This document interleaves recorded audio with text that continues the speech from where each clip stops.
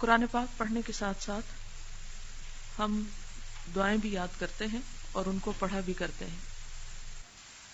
ہم اس کو اب پڑھتے ہیں. سبحان اللہ و بحمدہ عدد خلقہ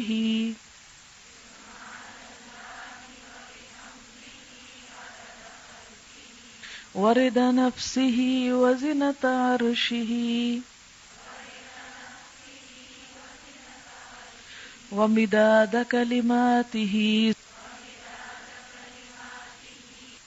سبحان اللہ، پاک ہے اللہ یا پاکی اللہ کے لیے ہے.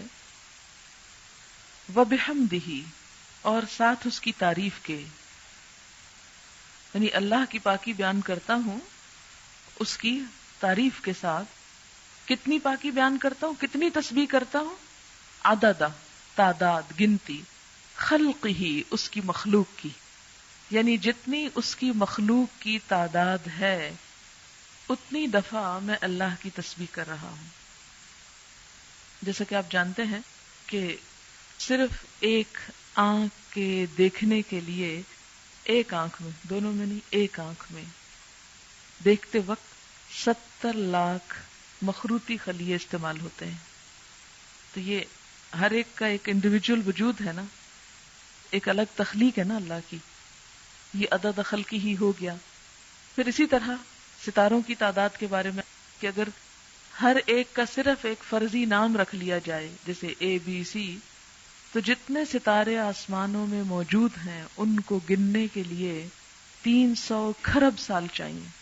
100 لاکھ کا 1 کروڑ، 100 کروڑ کا 1 ارب، 100 ارب کا 1 کھرب، اور 300 کھرب سال. اتنے سال چاہیے صرف ان کے نام پکارنے کے لیے. تو اب آپ خود سوچیں کہ ان کی تعداد اپنی کتنی ہوگی، کیونکہ 1 منٹ میں آپ کئی نام لے سکتے ہیں. تو اب جب ہم تسبیح کرتے ہیں، جیسے تسبیح پڑھتے ہیں دانوں کے اوپر، تو ہم کہتے ہیں سبحان اللہ سبحان اللہ سبحان اللہ سبحان اللہ، یا انگلیوں کے اوپر پڑھ رہے ہیں آپ، تو ایک وقت میں آپ کتنی دفعہ پڑھ سکتے ہیں؟ مثلا 1 منٹ میں چند دفعہ ہی پڑھیں گے نا. لیکن اگر آپ یہ جملہ بول دیتے ہیں سبحان اللہ و بحمدہ عدد خلقہ، کہ اللہ کی پاکی اس کی تعریف کے ساتھ اتنی مرتبہ جتنی اس کی مخلوق کی تعداد ہے. اور اللہ تعالیٰ کی مخلوق کی تعداد کتنی ہے؟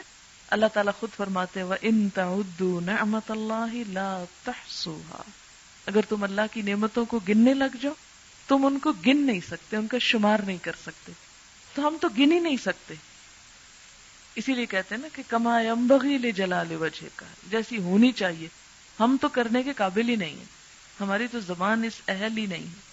تو اسی لیے عدد خلقہ ورضا نفسہ، رضا کہتے ہیں رضامندی کو، نفس ہی اس کے نفس، یعنی اللہ کی ذات کی رضا کے مطابق، یعنی اتنی تسبیح، اتنی حمد کہ جس سے وہ راضی ہو جائے. اب مثلاً آپ 100 مرتبہ کرتے ہیں، 200 مرتبہ کرتے ہیں، ایک تسبیح کرتے ہیں، بعض اوقات لوگ 1,00,000 دفعہ آیت کریمہ بیٹھ کے کر رہے ہوتے ہیں. تو اب ہمیں تو نہیں پتا کہ اس 1,00,000 دفعہ سے اللہ تعالیٰ راضی ہوئے ہیں یا نہیں. ویسے اس نے جب کہا ہی نہیں، مانگا ہی نہیں 1,00,000 دفعہ، تو ہم نے اپنے پاس سے بنا لیا. نہیں، میرا خیال ہے 1,00,000 ہے، شاید میں غلطی کر رہی ہوں. وہ پتہ نہیں 25 اور کس نے بڑھائے ہیں، کس نے اپنے ہاتھ میں قانون لے لیا. خیر، اب یہ ہے کہ ہم تو وہ کر ہی نہیں سکتے. تو ہم اللہ تعالیٰ سے یہ درخواست کرتے ہیں کہ یا رب، ہم اتنی تیری تعریف کرنا چاہتے ہیں کہ جس سے تیری رضامندی حاصل ہو جائے، تو خوش ہو جائے. وزنۃ عرشہ، اور اس کے عرش کے وزن کے مطابق. وزنۃ عرشہ، اس کے عرش کا وزن کتنا ہے؟ ہمیں تو کچھ معلوم نہیں کہ اس کا عرش ہے کتنا. امام مالک نے کہا تھا نا کہ اس کے بارے میں سوال بدعت ہے.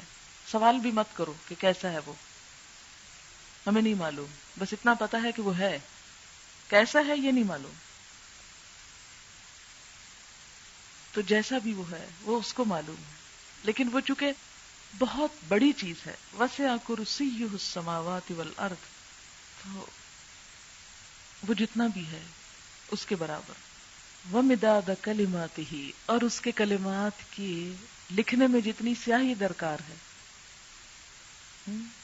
مداد کلماتی. اچھا وہ کتنی درکار ہے؟ سورۃ الکہف میں آپ پڑھیں گے کہ اللہ تعالیٰ فرماتے ہیں کہ لو کان البحر مدادا لکلمات ربی لنفد البحر قبل ان ينفد کلمات ربی، کہ اگر یہ سارے سمندر سیاہی بن جائیں اور اس سے رب کی باتیں لکھی جانے لگے تو اس سے پہلے کہ رب کی باتیں ختم ہو سمندر کی سیاہی ختم ہو جائے.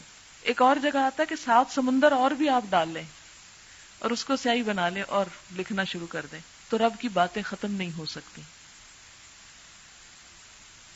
تو پھر اس کے لیے کتنی سیاہی چاہیے ہوگی، ہم تو اس کے بارے میں امیجن بھی نہیں کر سکتے. فرمایا جتنی چاہیے وہ مداد کلمات، کہ اس کے کلمات جتنے ہیں ان کو لکھنے کے لیے جتنا وہ مٹیریل چاہیے اس سب کے برابر. سبحان اللہ وبحمدہ عدد خلقہ